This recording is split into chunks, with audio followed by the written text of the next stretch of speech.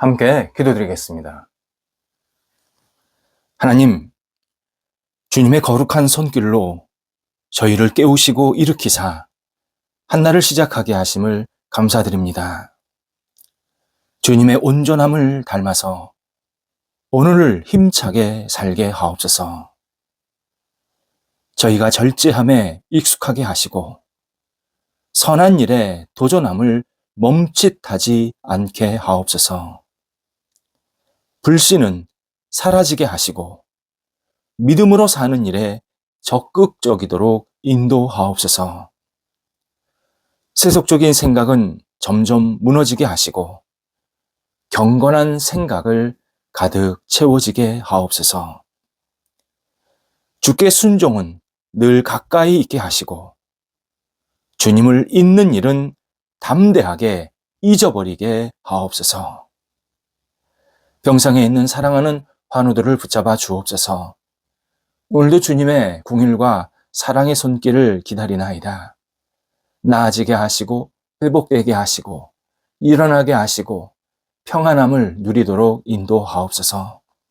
가정에서 가료하며 병원에서 진찰과 재활련 받는 모든 사랑하는 환우들, 예수님 안에서 하나님이 주시는 놀라운 손길을 경험하게 하시고 오늘도 주님 붙잡고 마음껏 찬양과 영광을 돌려드릴 수 있는 복된 날 되게 하옵소서. 아픔의 시간이지만 하나님을 바라보게 하시고 모든 것들이 주님의 손길 안에 있음을 고백하며 주 앞에 모든 것을 내어 맡기며 진정한 영육의 치유가 나타나도록 인도하옵소서. 옆에서 기도하시는 가족들을 붙잡아 주셔서 힘주시고 여러 가지 삶의 형편들을 안정되도록 성령께서 모든 것을 주관하여 주옵소서. 자녀들 하나님께 온전히 내어 맡기며 하나님을 영화롭게 하는 한날이 되게 하옵소서. 자녀들이 하나님을 경외하며 말씀에 붙잡힌 바 되게 하시고 기도하는 자녀들, 하나님을 사랑하는 자녀들, 세상을 향해서 힘차게 나아가는 열정이 있는 자녀들이 되게 하옵소서. 장성한 자녀들 계속 일과 장래의 문제 또 만남을 가지고 계속 기도하고 있사오니 함께 하셔서 기도 하나하나가 응답받게 하시고 문이 열리게 하시고 하나님께 쓰임받는 복된 삶이 있게 하옵소서. 복된 만남이 있게 해주셔서 가정의 분복도 누리게 하시고 하나님 앞에 아름답게 쓰임받는 복 있는 인생이 될 수 있도록 역사하옵소서. 학업에 있는 자녀들을 붙잡아 주셔서 집중하게 하시고 방학 기간을 은혜 가운데 잘 보내게 하시며 하나님이 주시는 사랑으로 열정으로 능력으로 공부할 때에 좋은 결실들이 맺히게 하옵소서. 여러 가지 꿈을 가지고 도전합니다.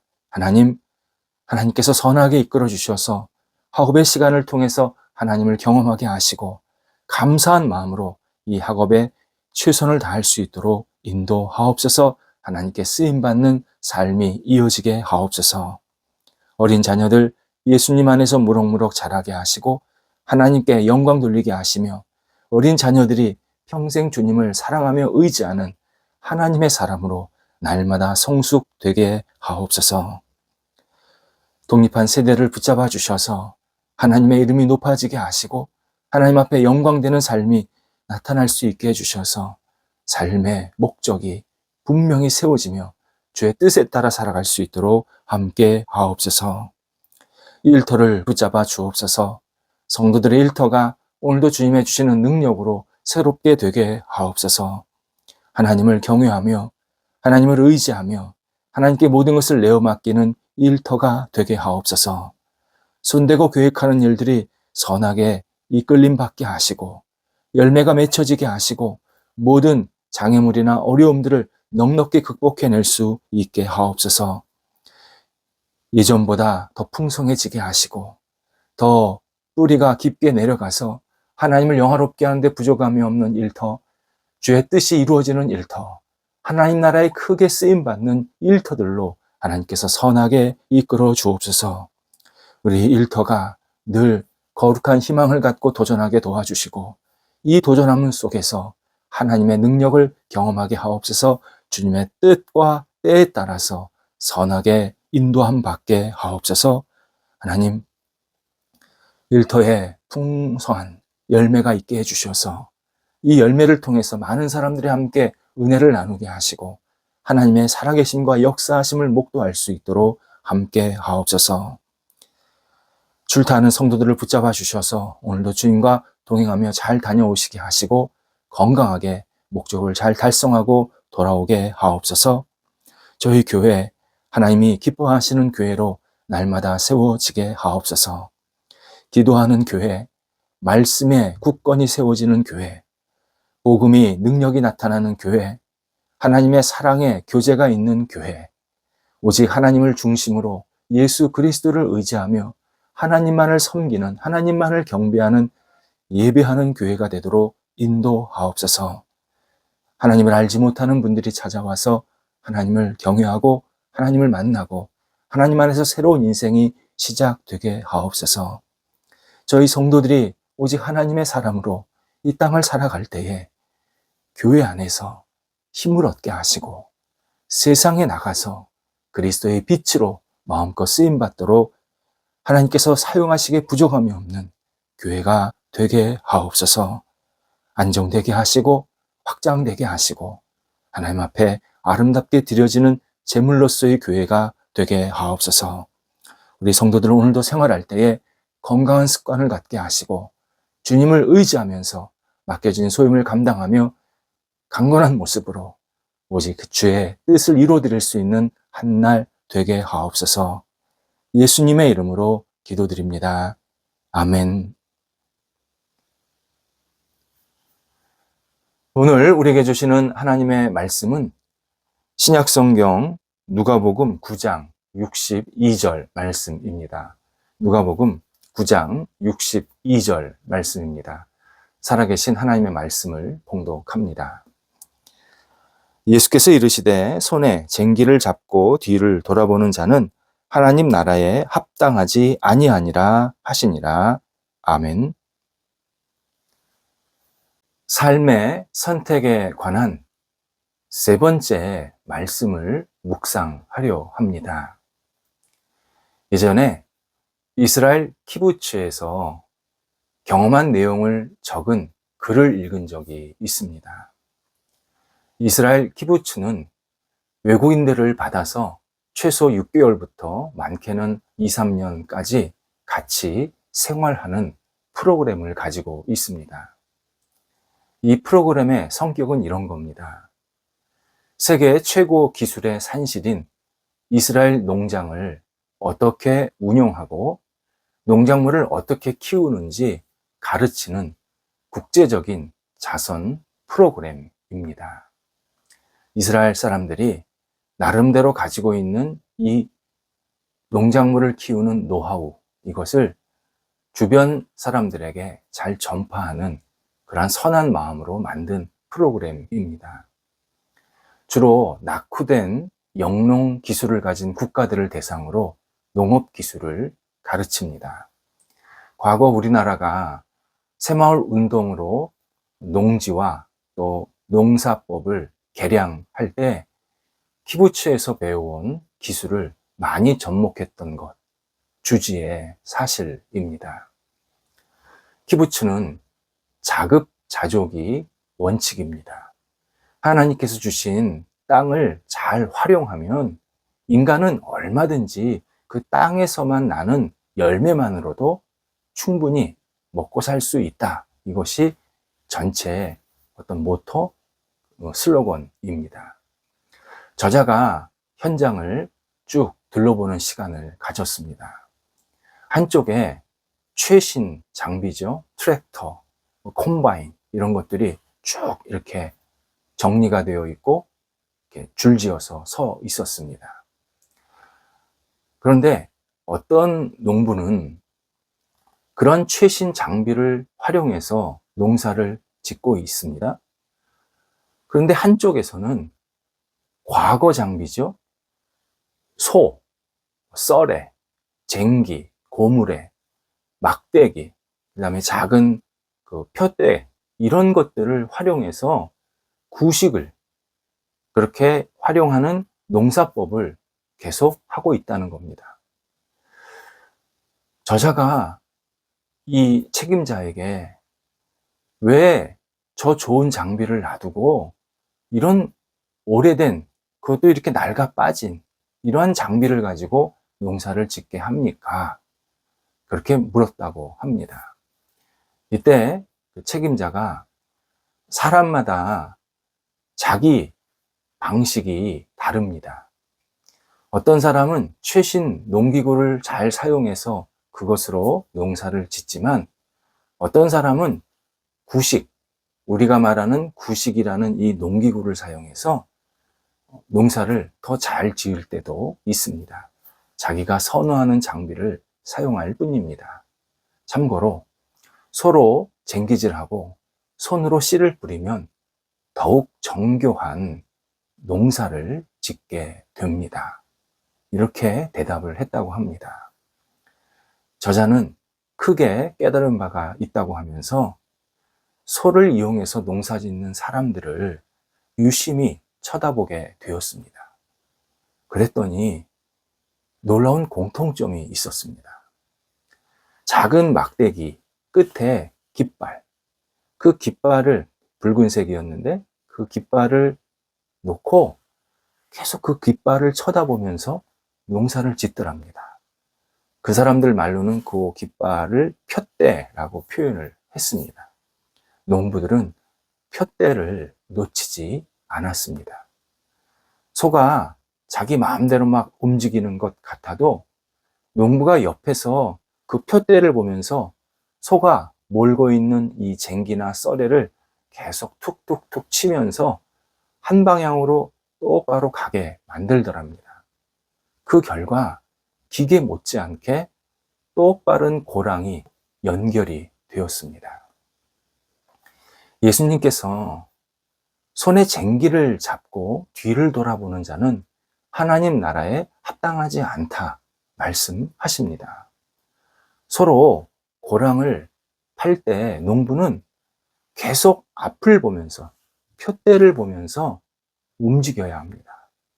그래야 삐뚤빼뚤 하지 않습니다. 만약 뒤를 돌아보면, 이 쟁기를 잡아놓고 푯대를 보지 않고 뒤를 돌아보면 완전히 고랑이 엉망이 된다.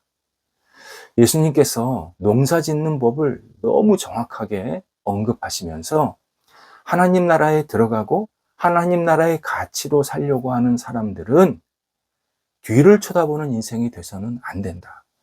앞을 쳐다보는 인생이 되어야 한다. 우리에게 알려주십니다. 그렇다면 손에 쟁기를 쥐고 라는 이 구체적인 의미가 무엇일까를 생각해야 합니다. 예수님을 믿으면서 예수님을 의지하고 예수님에 따라 살아가는 삶을 의미합니다. 인생의 모든 기준을 예수님께 두는 것, 이게 손에 쟁기를 잡는다라는 표현을 쓰신 겁니다. 주님께서 기다리라 말씀하시면 기다리고, 주님께서 가시면 따라 움직입니다. 주님께서 멈추시면 우리도 멈출 줄 아는 삶, 이게 쟁기를 잡은 모습입니다. 이 쟁기를 잡는다는 게 부정적인 표현이 아니라 주님을 붙잡고 산다는 긍정적인 의미입니다. 그래서 주님을 우리 인생의 유일한 목적, 기준으로 삼는 사람이 바로 손에 쟁기를 잡고 사는 사람의 모습입니다. 그렇다면 뒤를 쳐다보는 인생, 이것이 또 무엇일까를 생각할 필요가 있습니다. 주님을 생각하지 않고 내가 하고 싶은 대로, 내 욕망대로, 내가 살았던 과거의 습관이나 경험대로 사는 삶, 이것을 말합니다. 내가 기준이 되면 인생의 고랑이 엉망이 됩니다. 이유는 분명합니다. 우리 생각, 우리 마음이 언제나 오르락내리락, 좌충우돌, 수시로 변하기 때문입니다. 아침에 이런 게 좋았는데 저녁엔 그게 싫습니다. 우리의 이 마음과 생각은 계속 바뀝니다. 그래서 뒤를 쳐다보는 인생이란 주님을 푯대 삼지 않고 나를 기준으로, 내 과거만 자꾸 생각하려고 하는 모습, 이것이 뒤를 쳐다보는 삶의 대표적인 태도입니다. 마태복음 16장에서 예수님께서 제자들에게 당신의 십자가 사건을 염두에 두면서 당신이 유대 지도자들에게 큰 고난을 받고 채찍을 당한다. 그리고 다시 부활하게 될 것이다. 라는 것을 미리 알려주십니다. 이때 베드로가 이 일이 주께 미치지 아니하리이다. 라고 말합니다. 이런 의미였습니다. 예수님이 지금 핍박과 고난을 받는다고 말씀하셨습니다. 저는 예수님의 동반자입니다.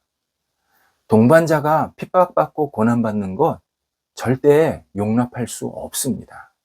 누구라도 주님을 공격하면 제가 그 사람을 먼저 처치할 겁니다. 주님은 절대 고난을 받으실 수 없습니다. 주님은 핍박받으지 않을 겁니다. 제가 지켜드리겠습니다. 이런 의미로 말한 겁니다. 베드로의 이 말, 나쁜 의미, 나쁜 의도가 하나도 없습니다. 예수님을 너무 사랑하고 예수님을 너무 존중하고 존경하기에 예수님이 고난받는다고 하는데 누가 옆에서 고난 받으세요 그러겠습니까? 베드로도 그런 심정이었습니다. 예수님 절대 고난받지 않을 겁니다. 제가 우리 제자들이 지켜드릴 겁니다. 좋은 의도였습니다. 하지만 주님은 이 말이 옳지 않다 말씀하십니다. 그래서 사탄아 내 뒤로 물러가라 명령하십니다.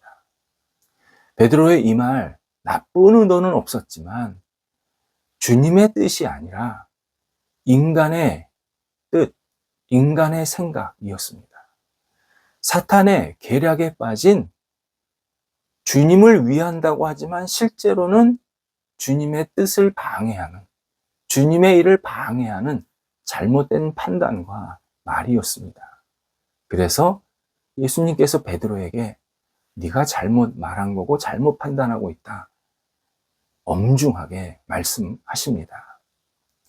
예수님은 우리가 주님을 중심으로 생각하고 주님이 가신 길을 기꺼이 갈 줄 아는, 주님이 하신 말씀대로 사는, 주님이 행한 대로 우리가 사는 그러한 삶을 살기를 기대하십니다. 내가 생각하기에 옳고 좋고 이거는 굉장히 합리적이고 논리적이야 라고 생각하는 것이 있을 수 있지만 이것이 정말 주님께서 기뻐하시는 일인지 주님께서 원하시는 일인지를 한 번 더 생각해 보면 그것이 정말 옳은지 그른지를 다시 판단할 수 있게 된다라는 의미입니다. 하나님께서 주신 목적과 희망을 이루려면 주님을 늘 중심에 두고 살아야 합니다. 우리 늘 스스로 질문하는 시간을 좀 가져야 합니다. 나는 예수님을 중심으로 모든 에너지를 사용하고 있는가? 나는 예수님을 중심으로 세상의 흥미거리를 지혜롭게 활용하고 있는가? 나는 예수님을 중심으로 내 신체를 관리하고 있는가?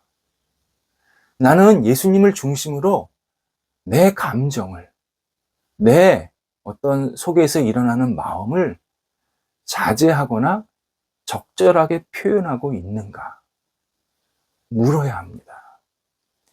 우리가 늘 스스로 물으면서 이게 정말 주님께서 기뻐하실까? 기뻐하시지 않을까? 이것을 분별하기 시작하면 그때부터 내 삶의 중심에 계속 예수 그리스도가 점점점 들어오게 되십니다. 모든 선택의 중심에 십자가에 죽으신 예수 그리스도, 십자가에 죽으신 예수 그리스도가 있을 때 우리가 하나님의 뜻을 계속 이룰 수 있습니다. 하나님께서 우리에게 희망도 주시고 목적도 주시는데, 이 희망과 목적을 이루려 할 때 예수 그리스도 중심으로 내가 살아갈 때, 그때 그 희망과 목적이 더 아름답게 온전하게 이루어지기 시작합니다. 기도하겠습니다. 하나님, 저희가 모든 선택에 예수 그리스도가 들어있게 하옵소서. 어떤 말, 어떤 행동, 어떤 계획, 어떤 목적을 갖더라도 십자가에 죽으신 예수 그리스도가 우리의 삶의 중심이 되어주시고, 판단의 중심이 되어주시고, 행동의 중심이 되어주셔서 하나님이 기뻐하시는 모습대로 사용받는 저희가 되도록 인도하옵소서. 오늘도 예수님 생각하며 하루를 신실하게 살아가는 저희가 되도록 인도하옵소서. 예수님의 이름으로 기도드립니다. 아멘.